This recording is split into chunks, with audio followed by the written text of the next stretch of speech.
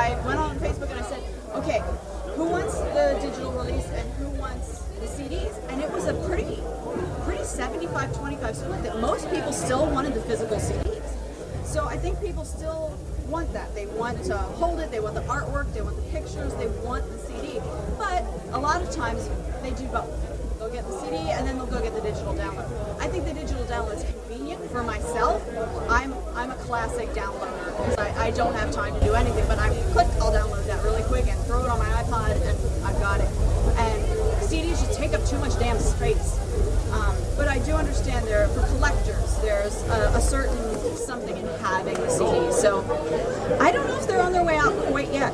I mean, the kids, maybe the younger kids coming up when they haven't seen CDs really, but you know, it'll become a retro thing for them. Like they used to get vinyl, they'll be like, oh, look at my classic vintage CD. So we can never count anything out. Things go in cycles. Well, I think physical music is pretty much gone. It's really only a collector piece now, and I think digital music is the way to go. In America, we have things like Spotify and Pandora, which have basically circumvented illegal downloading. It's reduced illegal downloading. When artists are played on Spotify and Pandora, they receive royalties. They're getting paid for all those streams and plays. So it is the digital era is absolutely paramount. Physical product is just for collectors now, and absolutely digital is the way to go. I think that people are a bit confused. I mean, they think that downloading is killing the labels, but actually it's killing the artist, because if you don't sell, then the label is not going to help you.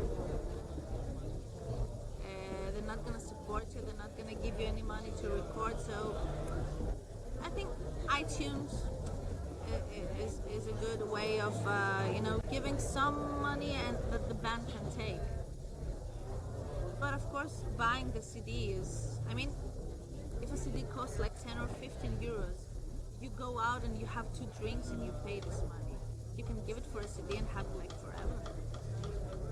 I think this MP3 is the future, or some similar stuff that you can share in the internet, because people are not buying the CDs anymore that much. But I think that it's a good thing to have something to collect, and if people want to collect anything, so maybe both. If I had a record player, I would choose vinyl. Same.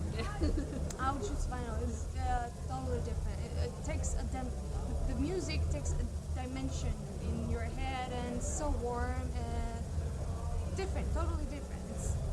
It's real. With vinyl, it's real. But CDs are not practical, so I have to settle for MP3s, unfortunately. But the sound fun. Yes.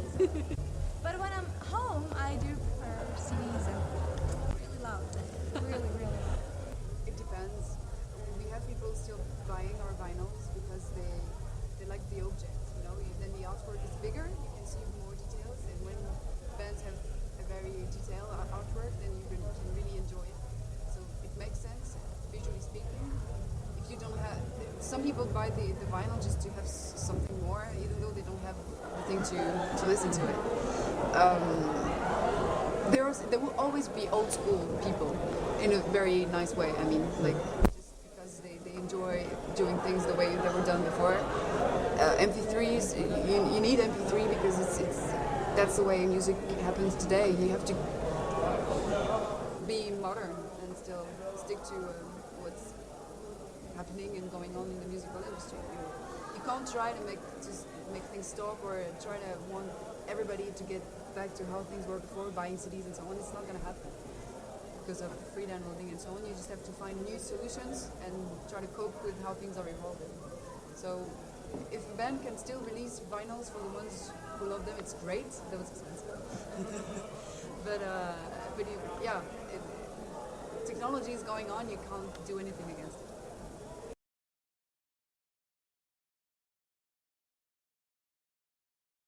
Well, you're standing here in a panda outfit, so you're in the running. All right. I will say there have been some funny things. Gosh, now I got to show. Help me. What's the weirdest thing someone did? I don't want to say weird because that seems weird. But there have been some funny things that have happened. See, I don't want to say because then if the person sees it, they might be offended and say, that wasn't meant to be weird or funny, that was meant to be nice. So I will say that I've had fans who've done really nice things for me, really nice things. People who have gone above and beyond, people who have sent me presents, little stuffed animals, that was a nice thing. People who have drawn me pictures, people who have just lots of nice things. And none of it has been weird. It's always been cool. Although in the panda outfit right now, you're kind of fucking weird. But I love bears, so your weirdness, I feel it. And I like to be weird. Exactly. I love it. All right. The craziest or funniest thing a fan did for me? Well, I don't know about crazy, but I had some amazing people. BK and I ran a Kickstarter campaign to raise money to come here. So the best thing fans did was fund our trip here. And that is the most they've ever done. And it was very, very, very humbling because they were so generous and so kind to us. And we can't thank them enough. We'll never be able to thank them enough. Giving me her baby to sign on. It was in China. It was nuts. I mean, I didn't understand first, but when she was holding the baby and she was like, and I thought she wanted to hold it, that I take the baby for a while. So I took the baby and said, anyway, I just drew a small heart on the baby's arm because it was, I think it's nuts. But anyway, I love China, but they are completely different worlds. That's a good question. Craziest or funniest? Craziest is there was a guy in Australia and I signed his arm and he got a tattoo. That was cool. It was really nice because it was a Cruelty and the Beast artwork and he said, "Can I sign it?" And I was like, "Okay, I'm not on this album, but I'll sign it." You got a tattoo in his arm. And then many years ago when I was playing with my old band, I had some fans bring me a birthday cake to the stage on my birthday, so that was really cool too. Yeah.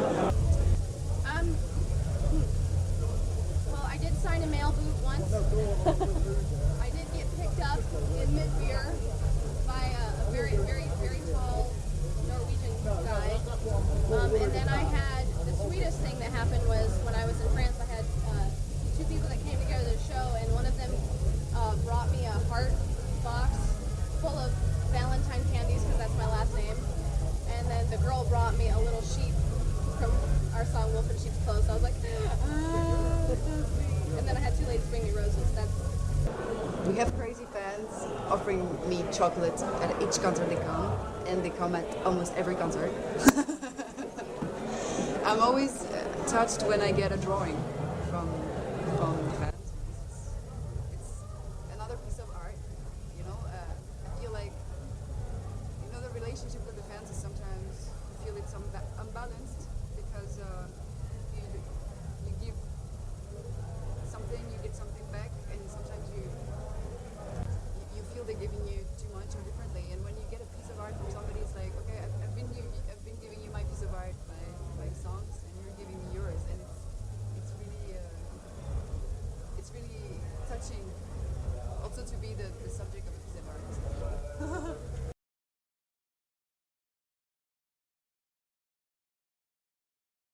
Yes, Stream of Passion was one of them, and they went so well. I'm so proud and happy for them.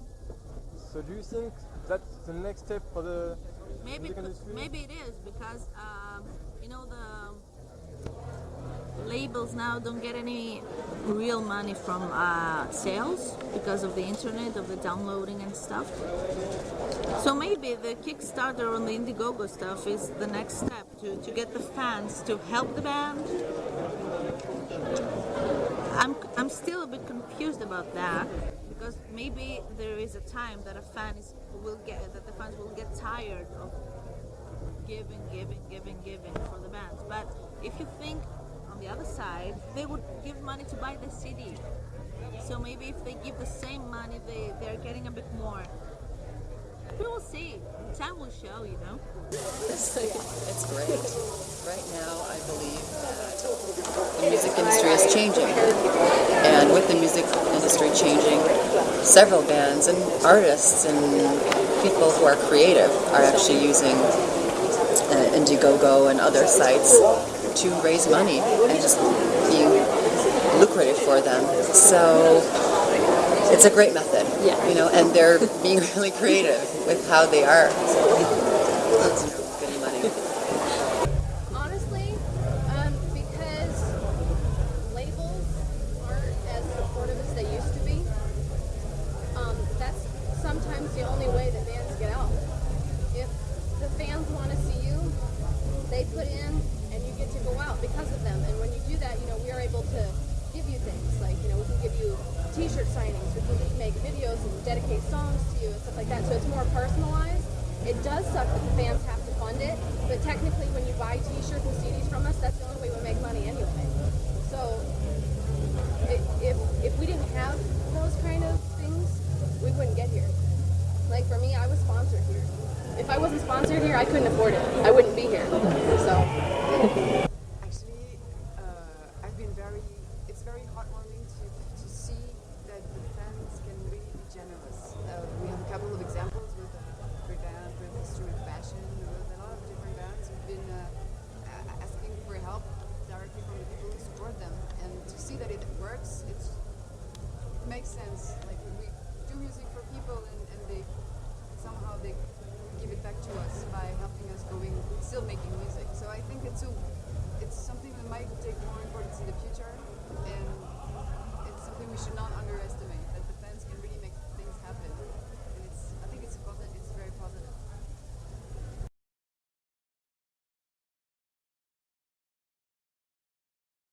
I would be, don't take anyone's advice, because everyone's got advice. Everyone's got, you know, something to say. Do what you do. Do what you do. Because everyone's advice worked for them, but it might not work for you. Because you might be a panda. And who would have said to this guy, you know what, if you're going to be an interviewer, wear a panda outfit. Nobody would have said that, but here he is, a panda, and he's interviewing people. Who would have said, okay, you're going to sing metal, dye your hair pink, and wear a lot of glitter? Nobody would have said that, but that's what I do. That's how I express myself. We are such a society right now of be yourself, as long as it's like everybody else. Fuck that. Be yourself, do your thing, and if it works, it works, and if it doesn't, it doesn't, because there are no right answers and there are no rules. So I try not to give advice unless someone specifically asks for it, and then I say, this was just my advice, but go do your thing, girl. Do it. My advice to new singers is do not sign to a record label, because this is the digital era and you do not need one anymore. And in fact, in the next 10 years from now, you may find that there aren't any more record labels, or that they're very few and far between, unless they can change their model. So I discourage new singers from pursuing a label.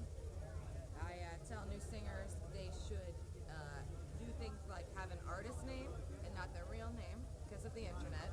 Your mom, your grandmother, your coworkers have the internet, so use an artist name and just go for it. Put your own stuff out on the internet. Get your product out there. Get an image. Get a sound. You can put yourself out there. Years ago, you couldn't do that. So now there's a lot of things that singers can take advantage of, you know? And most of all, stay positive. If you are negative about where you're at, it's okay to acknowledge what you need to improve on. But you can't, so many singers get into this trap where they, I suck, I'm not good enough, you know, this whole thing. When this is self-fulfilling, when you say these things, they happen. You have to, no matter what, as hard as it is, sort of train yourself to stay positive. You give better performances, things like that. So stay positive, don't sign to a record label, use the internet. Well, it would be that don't try to be someone that you're not. Don't bring your bed on stage. And when I mean the bed, I don't mean the furniture. You know, I mean all the, you know, don't try to be super sexy or whatever. I mean, in the end, it doesn't matter. just stay true to yourself, and it will happen. Believing yourself, yes, that's one thing. And also, well, that's where it starts. Yeah, believing yourself. Yeah. Tons of advice. There's so much to learn. I think the most important thing, being a new singer, male or female in metal, is you have to understand you're human first, and you're allowed to make mistakes, and every experience is a stepping stone. And when you're too critical and hard on yourself, you're just going to bring yourself down. So, learn from your mistakes or those bad experiences, and that will help you grow. And always be open and listening and learning. That's my best advice for the business and as a musician. Oh, that they're toughen up. Oh, it's a bumpy ride, and you're gonna get a lot of judgment, and that's the way. Unfortunately, it is, but it doesn't mean that it's okay to be like this. And everybody just have to understand that everybody can be an artist, and everybody has their chance to express themselves, and everybody has their own audience. You don't have to be necessarily popular, you can be your own admirer. My advice for a new singer is to never read bad publicity. Never read somebody saying something bad about you, because 90% everyone will say nice things, but only 10% of the bad will always stick in your brain. So don't read it. Pretend that you can only go up from here and you will believe in yourself. But if you let negative comments get in there, you'll tear yourself down. So just kind of believe in your dreams and run for it. There are many. Because work, of course, because nothing happens without working. So you always have to try to get better, learn from experiences.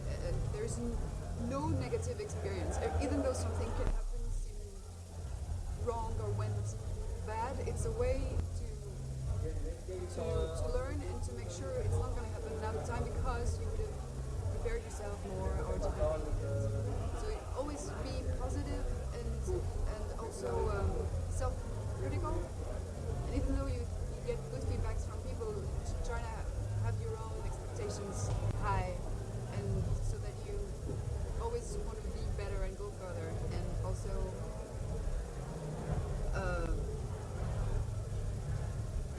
just be professional. But it's new singer, well, it depends. Singing lessons is a basis, because it gives you tips to just never ruin your voice, never break your voice, which when you're on tour and when you sing every night, you have to be able to perform every night the same. And this comes with training. There's no miracle. But I mean, I could go on forever, because and it's the same for me. I still learn a lot from every experience that I have.